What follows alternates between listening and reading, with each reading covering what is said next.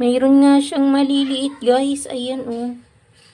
Hello, everyone. So, bumili ako ng talbos. Fresh naman siya tingnan, guys. Pero, try pa rin natin siyang ibabad ng asin. Tingnan natin kung mayroon bang lalabas pa rin na mga maliliit na uod.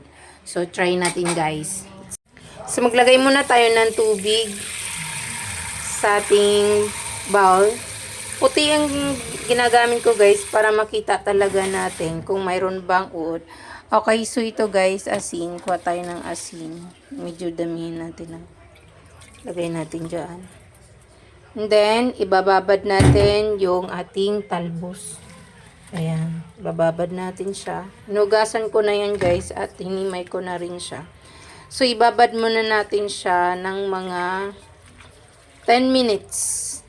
10 minutes natin siyang ibababad. Then, babalikan natin kung titingnan natin kung mayroon bang mga lalabas na mga maliliit na uod. Okay. Ayan. So, update ko kayo after 10 minutes, guys. Okay. So, after 10 minutes, guys, check natin yung ating binabad na talbos sa asin. So, titingnan natin siya kung mayroon ba siyang mga pesticides. Uod na maliliit. So, fresh itong nabili natin. Hindi ko alam kung na-fresh ba siya dahil bagong pitas or fresh dahil mayroong nilagay. Hindi ko alam. So, tingnan natin siya, guys. Tanggalin natin siya.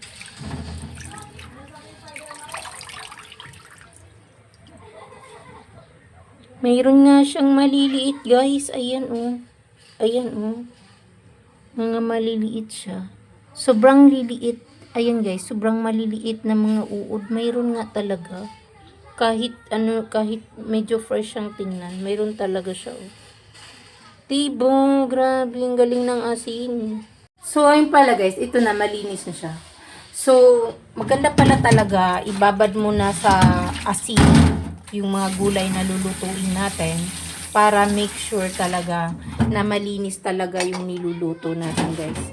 Kasi hindi natin pala nakikita na kahit tingin mo malinis at nakailang hugas ka na, pero hindi natin alam na may mga sumisiksik pala siya sa mga dahon. So, ayun, guys, lumalabas kasi yung mga maliit na uod sa asin kasi yung asin is very natural siya na na antibacteria kasi wala siyang chemical dahil galing talaga siya sa dagat.